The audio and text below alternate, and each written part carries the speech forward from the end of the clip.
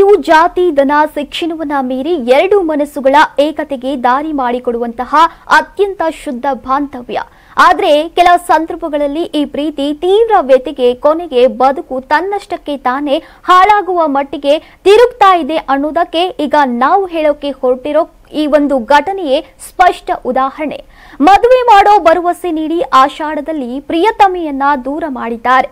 ಯುವಕನೊಬ್ಬ ಮನನೊಂದು ವಿಷ ಸೇವಿಸಿ ಆತ್ಮಹತ್ಯೆ ಯತ್ನಿಸಿರೋ ಘಟನೆ ಚಿಕ್ಕಬಳ್ಳಾಪುರದಲ್ಲಿ ನಡೆದಿದೆ. ಹೌದು, ಜಿಲ್ಲೆಯ ಕೌರಣಹಳ್ಳಿ ಗ್ರಾಮದ 35 ವರ್ಷದ ಶೇಖರ್ ಎಂಬುವವರೇ ಈ ದುರಂತ ಪ್ರೇಮಿ. ಕೌರಣಹಳ್ಳಿಯ ಶೇಖರ್ ವೃತ್ತಿಯಿಂದ ಖಾಸಗಿ ಕಾಲೇಜು ಬಸ್ ಸಂಚಾಲಕರಾಗಿದ್ರು. ಅವರು ತಮ್ಮ ಬಸ್ನಲ್ಲಿ ದಿನಂಪ್ರತಿ ಪ್ರಯಾಣವನ್ನ ಮಾಡ್ತಿದ್ರು. ಚಿಕ್ಕಬಳ್ಳಾಪುರದ ಖಾಸಗಿ ಕಾಲೇಜಿನಲ್ಲಿ ಬಿಬಿಎ ವ್ಯಾಸಂಗ ಮಾಡ್ತಿದ್ದಂತಹ ಯುವತಿಯನ್ನ ಪ್ರೀತಿಸೋಕೆ ಆರಂಭಿಸುತ್ತಾರೆ. ಪ್ರೇಮ ಸಂಬಂಧ ಗಂಭೀರವಾಗಿ ಬೆಳೀತಾ ಹೋಗಿ ಕೊನೆಗೆ ಇಬ್ಬರು ಮನೆಯವರ ವಿರೋಧದ ನಡುವೆ ಕೂಡ ದೇವಸ್ಥಾನದಲ್ಲಿ ಮದುವೆಯನ್ನ ಆಗ್ತಾರೆ. ಯುವತಿಯ ಪೋಷಕರು ಈ ಸಂಬಂಧವನ್ನ ಒಪ್ಪಿಕೊಳ್ಳದೆ ಮಗಳ ನಾಪತ್ತೆ ಬಗ್ಗೆ ಪೊಲೀಸರಿಗೆ ದೂರನ್ನ ನೀಡುತ್ತಾರೆ. ಶೇಖರ್ ಹಾಗೂ ಯುವತಿ ಮಹಿಳಾ ಠಾಣೆಗೆ ಹಾಜರಾಗ್ತಾರೆ. ಅಲ್ಲಿ ಯುವತಿಯ ಪೋಷಕರು ರಾಜಕೀಯ ಒತ್ತಡಗಳೊಂದಿಗೆ ಮಗಳನ್ನ ಶೇಖರ್ನಿಂದ ದೂರ ಮಾಡೋಕೆ ಪ್ರಯತ್ನವನ್ನ ಮಾಡ್ತಾರೆ. ಯುವತಿ ಶೇಖರ್ನ ಜೊತೆಯಲ್ಲಿ ಉಳಿಯೋಕೆ ಪಟ್ಟು ಹಿಡಿದಿದ್ರು. ಪೋಷಕರು ಆಷಾಢ ಮಾಸದ ನಂತರ ಕಲ್ಯಾಣ ಮಂಟಪದಲ್ಲಿ ಮದುವೆ ಮಾಡಿಸ್ತೇವೆ ಅಂತ ಭರವಸೆಯನ್ನ ಮಾಡ್ತಾರೆ.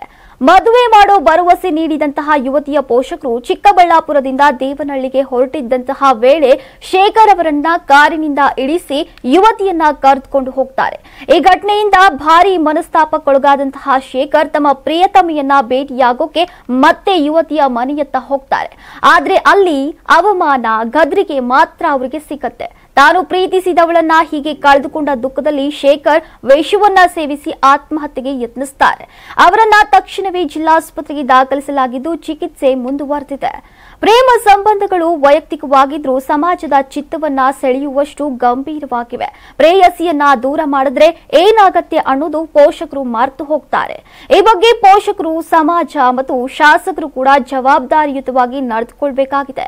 ಇನ್ನು ಯುವಕರು ತಮ್ಮ ಭಾವನೆಗಳನ್ನ ಹಂಚಿಕೊಳ್ಳುವಾಗ ಪೋಷಕರ ಜೊತೆಗೆ ಆಲೋಚಿಸಿ ಮಾತನಾಡದಿರೋದು, ಪ್ರೇಮದ ವಿಚಾರದಲ್ಲಿ ಪೋಷಕರ ಹಸ್ತಕ್ಷೇಪ ಇವೆಲ್ಲ ಎಷ್ಟು ನ್ಯಾಯ ಅನ್ನೋದನ್ನ ಕಾಮೆಂಟ್ ಮಾಡಿ ತಿಳಿಸಿ. ನಾನು 86 ಕೆಜಿ ಇದ್ದವಳು 71 ಕೆಜಿ ಬಂದಿದ್ದೀನಿ. ವಯಸ್ಸಾದ್ಮೇಲೆ ಸ್ಮಾರ್ಟ್ ಆಗಿ ಕಾಣ್ತೀರಾ ಅಂದ್ರೆ ಜಿನ್ನಿ. 126 ಕೆಜಿ ವೇಟ್ ಇದ್ದು ನಾವು ಈಗ 114 ಕೆಜಿ ಲೆಕ್ಕ ಬಂದಿದ್ದೀವಿ. ಯಾವುದೇ ಸೈಡ್ ಎಫೆಕ್ಟ್ ಆಗಿಲ್ಲ. 84 ರಿಂದ 50 ಕೆಜಿ ಬಂದೆ. ಆಮೇಲೆ ಸಣ್ಣಗೆ ಫಿಟ್ ಆಗಿದ್ದೀನಿ. ಅದಕ್ಕೆ ನಾನು ಯೂಸ್ ಮಾಡ್ತಾ ಇರೋದು ಜೀನಿ ಸ್ಲಿಮ್.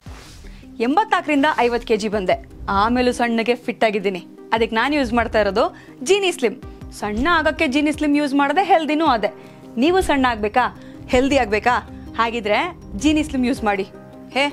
ಸಣ್ಣ ಆಗೋದಕ್ಕೆ ಯಾವುದೋ ಪ್ರಾಡಕ್ಟ್ ಹೇಳ್ತಾ ಇದ್ದಾಳೆ, ಏನಾದರೂ ಸೈಡ್ ಎಫೆಕ್ಟ್ಸ್ ಇದೆ ಅಂತ ಯೋಚನೆ ಮಾಡ್ತಾ ಇದ್ದೀರಾ? ಖಂಡಿತ ಇಲ್ಲ. ಯಾಕಂದ್ರೆ ಇದು ಕೆಮಿಕಲ್ ಫ್ರೀ. ಸಣ್ಣ ಆಗಬೇಕು ಅಂದ್ರೆ ಜೀನಿ ಸ್ಲಿಮ್ ಯೂಸ್ ಮಾಡಿ. ಹೆಚ್ಚಿನ ಮಾಹಿತಿಗೆ ಕೆಳಗೆ ಡಿಸ್ಪ್ಲೇ ಆಗ್ತಿರೋ ನಂಬರ್ಗೆ ಕಾಲ್ ಮಾಡಿ.